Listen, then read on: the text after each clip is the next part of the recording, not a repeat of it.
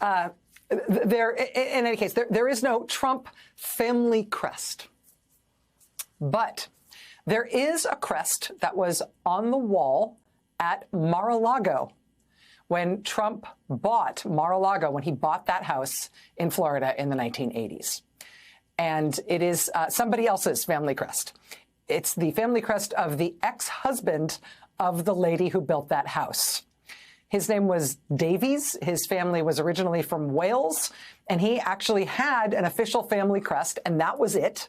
And while he lived at Mar-a-Lago, because he was married to the woman who owned Mar-a-Lago, he put up his family crest on the wall as a decoration. And then, in what was perhaps a critical error, he apparently neglected to take it down when he left, and the family ultimately sold the house. And so when Donald Trump moved in there in the 1980s, the crest was still there, and Donald Trump took it. He took that other guy's family crest and proclaimed it as the Trump family crest. It is not theirs. It has nothing to do with them at all. Now, the Davies family, whose crest it actually was, they were apparently horrified that Trump took it down and started using it as if it was as if it was his own. They were particularly horrified when it turned out that Trump did make one change to the crest. Because in addition to all the decorative and symbolic elements that, dragons and stuff, the crest did have one word on it written across the bottom in that little sort of swoopy scroll. You can see it there on the right. Trump did make a change to that. He erased that word in the little scroll and instead just put the word Trump there. The word he erased was integritas, which is how you say integrity in Latin. So to sum it up, Donald Trump stole somebody else's family crest without permission and then literally removed the integrity and put Trump in instead of integrity, which is an embarrassing thing in terms of family stuff. But you know what's more embarrassing? Since he has started this second term as president of the United States, Donald Trump has reportedly intervened personally. He has found the time to take a personal interest in the creation of a new official White House presidential challenge coin. You know what a challenge coin is?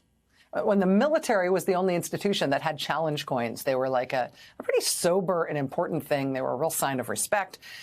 Real symbolic value, really meant something to be given one of these things. Now all sorts of people and institutions use challenge coins, and so they've become more of an all-purpose tchotchke, like a keepsake. Trump, since he has been president, he has reportedly found the time, in the midst of everything else that needs to be done when you're president, he has found the time to personally choose the design for the official White House challenge coin. And he has apparently insisted that it had to have the Trump family crest embossed on the back of it. So now we, as a country, have an official White House coin that has embossed on it the stolen Joseph Davies family crest, except with the word integrity scratched out and the word Trump there instead. And actually, we just found a picture of it tonight after this intervention by Trump was first reported by the Wall Street Journal. For the White House version of the stolen family crest, they appear to have written in both Donald and Trump and not just Trump. So that means it's getting worse over time. There it is. Donald Trump, the big one at the top there.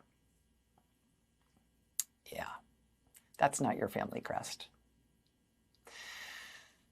We should just note, for future archaeologists who may dig up that particular coin in the ruins of what used to be the American Republic, just going to note for the record here, more than half the country did not sign up for that embarrassment. Also, sorry to the Davies family.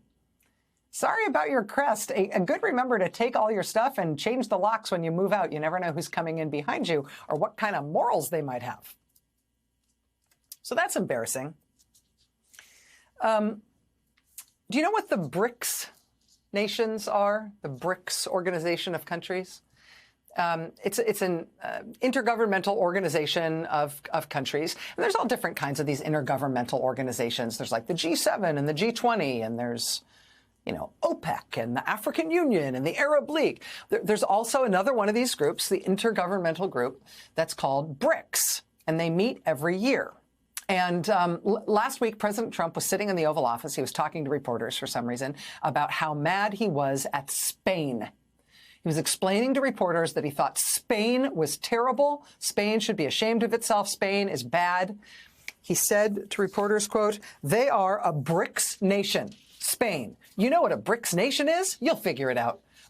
And if the BRICS nations want to do that, that's okay. But we're going to put at least a 100% tariff on the business they do with the United States." He continued, quote, "You know what the BRICS is, right? You guys know. You know what I'm saying, right? You know what I'm saying." Yeah, Spain's really going to get it because Spain is a BRICS nation. You know what I'm saying, right? You know what I'm saying. BRICS is an acronym. It stands for the first letters of the first 5 countries that formed the BRICS organization. BRICS, B-R-I-C-S. Brazil, B for Brazil. R for Russia. I for India. C for China.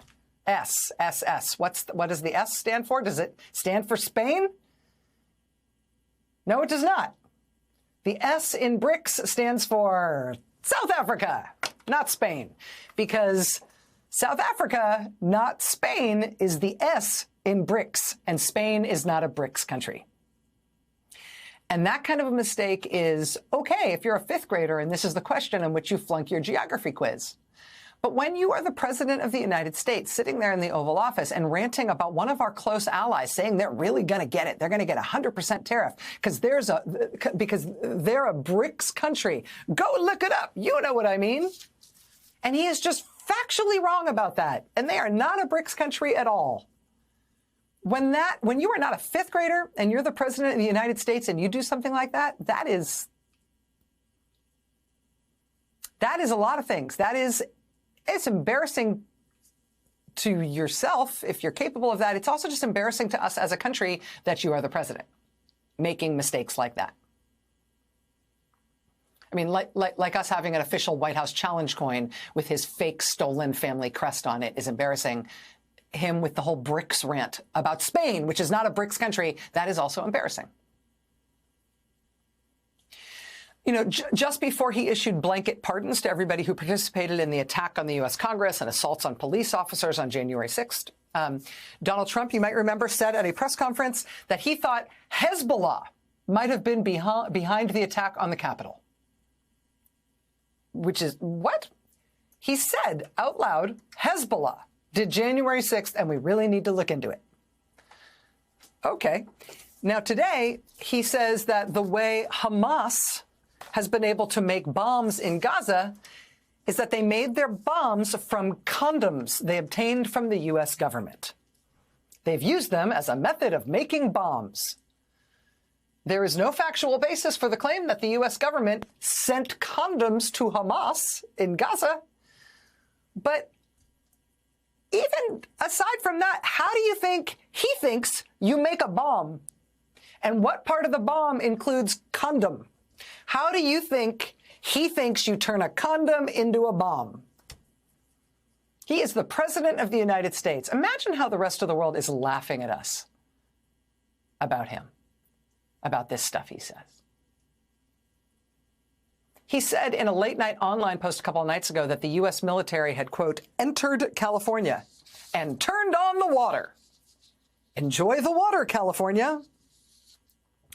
And while California officials, laughed out loud and tried to keep a straight face while they solemnly announced to the public that no one had turned on the water because the water wasn't turned off. Actually, it fell to the poor folks at the Fox News Channel who had to break the news from sources in Donald Trump's own Defense Department that no, he doesn't know what he's talking about here. He is making this up. The Fox News Pentagon correspondent reporting, quote, U.S. defense officials tell me they did not send troops to, quote, turn on the water in California, despite President Trump's claims. Oh, God, it's so embarrassing. It's embarrassing every day. Every day, new, embarrassing, just humiliating, own goal, stupid stuff. I mean, and it's not just stuff that he's saying or typing out on his device, whatever he's using to post stuff on social media. It's also the stuff that his government is doing as its highest priority, right? They're insisting they're only rounding up violent criminals for deportation. Their violent criminal arrests and roundups have been so well planned that the very first one they did not only didn't target a criminal, it targeted a U.S. military veteran who they arrested without a warrant. Trump is plowing ahead with his effort to start a new war, maybe, or at least start an international crisis by insisting that he is going to seize Greenland to become part of the United States. And he keeps saying he's going to do that, but don't worry, they want it. Quote, the people of Greenland would love to become a state of the United States of America, he says. Quote, the people of Greenland would like to be a part of the United States. He even trotted out his family to make this case as well, as if it was true.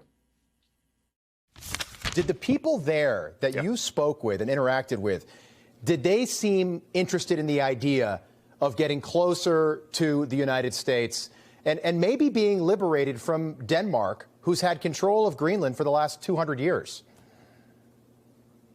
100%. I mean, honestly, I didn't see a single negative. 100%. 100. They want to join the United States. Oh, yeah. They want to be liberated. They want to join the United 100%. New polling in Greenland by a local polling firm today finds that, shockingly, it's actually not 100%. It's 6%.